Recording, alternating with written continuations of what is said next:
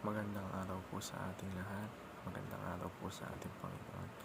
Ako nga po pala si John Robin Medina at ngayong araw po ay samahan po ninyo akong muling pag-aralan at pagbulay-bulayan ang mga salita ng ating Panginoon. Pero bago po ang lahat, tayo po muna ay manalangin. Amang makapangyarihan sa lahat, papasalamat po ako sa mga biyayang pinagkakaloob niyo sa akin sa araw-araw. Pinupuri po kita, pinasasalamatan at papasalamat po ako sa araw na ito na nagkaloob niyo po sa akin, binigay niyo po ito sa akin. Salamat po ako sa panibagong araw para magpuri at magpasalamat sa iyo, Lord, na may ilayo niyo po ako sa lahat ng tukso at kapahamakan. Humingi po ako ng kapatawaran sa mga kasalanan ng aking nagagawa. Naway ngayong araw ay ikaw po ang manguna sa akin. Tago mo po ako sa iyong likuran. Lord, humingi po ako sa inyo ng gabay, ng wisdom at knowledge para matutunan ko po ng maayos at maunawaan ang iyong mga salita. Tulungan mo po akong maisabuhay ko ito. Yan lamang po ang aking dalangin. Ang lahat ng ito ay tinataas ko sa mga pangyarihang pangalan ni Jesus. Amen. Magandang araw po sa ating lahat at ang topic po natin ngayong araw ay idolatry is an insult to God. At ang versikulong pag-aaralan natin ay ang Isaiah chapter 30 verse 20 to 22. Although the Lord gives you the bread of adversity and the water of affliction, your teachers will be hidden no more. With your own eyes you will see them, whether you turn to the right or to the left. Your ears will hear a voice behind you saying, "This is the way, walk in it." Then you will desecrate your idols overlaid with silver and your images covered with gold. You will throw them away like a menstrual cloth and say to them, "Away with you." O sa Tagalog naman po, kung ipahintulot man niya na kayo'y magkasakit o magdanas ng hirap, siya na ang inyong guro ay hindi magtatago sa inyo. Saan man kayo pumaling, sa kaliwa o sa kanan, maririnig ninyo ang kanyang tinig na nagsasabing, "Ito ang daan, dito kayo lumakad." Tatalikuran na ninyo ang mga Diyos ang nangyari sa pilak at ginto. Ibabasura ninyo ang mga iyon at sasabihin, "Lumayo kayo sa akin." At para naman po sa ating katuruan ngayong araw, unang-una, lack of trust in God leads to sin. Ang kawalan natin ng tiwala sa Diyos ay maaaring magdulot ng kasalanan sa iba't ibang paraan. Dahil kapag ang isang tao ay nawawala ng pananampalataya o tiwala sa Diyos, madalas nating hinahanap ang mga solusyon sa sarili nating paraan, kahit na ito ay maaaring lumiis mula sa moral na pamantayan o mga utos ng Diyos. Ang kawalang tiwala sa Diyos ay maaaring magdulot ng pag-aalis mula sa mga prinsipyo ng tama at mali na nagreresulta sa paggawa ng kasalanan at hindi makatarungang pagkilos.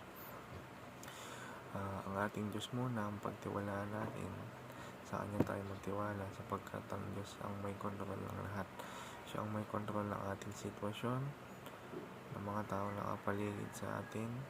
Lahat siya ang may kontrol. Dahil kapag hindi tayo nagtiwala sa Diyos, kakapit tayo sa patalim at iyon ang mga panahon na magkakasala tayo laban sa Diyos. Sa ikalawa naman po natin katuruan, idolatry is an insult to God. Yung pagsamba natin sa mga Diyos-Diyosan ay insulto sa Panginoon. Pagsamba natin sa mga makamundong bagay, sa mga material na bagay, kumbaga mas pinagtutuunan natin ito ng pansin kaysa sa Diyos, ay insulto yan sa Panginoon. Isipin natin mabuti na ang Diyos ang nagpalaya sa kanyang bayan mula sa pagkakalipin sa Ehipto. Ipinakita ng Diyos ang kanyang kapangyarihan. Ang daming mga himalang nangyari noong panahong iyon. Gumawa ang Diyos ng mga himala na nagpadala ng mga salot ng Diyos upang pwersahin ng Ehipto na palayain ng bayan ng Diyos. Kumbaga kahit hopeless na yung mga tao, talagang hindi sila pinabayaan ng Diyos. Dumating pa nga sa point na hinati ng Diyos yung dagat, pero sa kabila ng mga himala, sa kabila ng mga milagrong ginawa ng Diyos, gumawa pa rin sila ng Diyos-Diyosan na gawa sa ginto at pilak. Yun yung sinamba nila, kaya yun, natikman nila yung hagupit ng Diyos. Pag sinabi natin idolatry, yun yung pinapapalit natin sa Diyos, yung minsan natin tinuturing mas mahalaga kaysa Diyos, kaya titiwalaan natin kaysa sa Diyos. Consider dyan na idolatry, dahil kapag nagko-commit tayo ng idolatry, we basically insulting God. So Diyos dapat lagi ang takbo natin, dahil ang Diyos ang siyang gumagamit ng mga tao para tulungan tayo sa mga panahon ng ating pangangailangan. Sa ikot lang naman, God afflicts and guides. Yun nga, lagi tayong ginagabayan ng ating Panginoon, hindi niya tayo binababayaan. Kahit may mga pagsubok na dumarating sa atin, basta manampalataya lang tayo sa ating Panginoon na hindi niya tayo pababayaan. At yun lamang po para sa ating teachings ngayong araw. Ngayon naman po, pupunta naman po tayo sa ating application. Unang-una po, trust God above everyone and everything. Magtiwala tayo sa Diyos, higit pa sa kahit kanino at kahit anong bagay. Hindi dapat tayo nagtitiwala sa mga Diyos-Diyosan at mga mundong bagay. Tanging sa Diyos lamang tayo magtitiwala. So, pangalawa naman sa ating application, throw idols and sins like menstrual cloth. Yung mga idols ng buhay natin, yung mga Diyos-Diyosan natin, yung mga kasalanan natin, yung pagre-rebelde natin, tatatuin daw natin siya na menstrual cloth. Dahil yung menstrual cloth o yung tela na ito ay marumi, hindi natin dapat ito sinasamba, tinatapon dapat natin ito sa basurahan. At sa huling application naman natin ngayong araw, treat the Spirit as ever present teacher. Ang Holy Spirit, ang ultimate teacher natin. Sabi nga sa verse 20,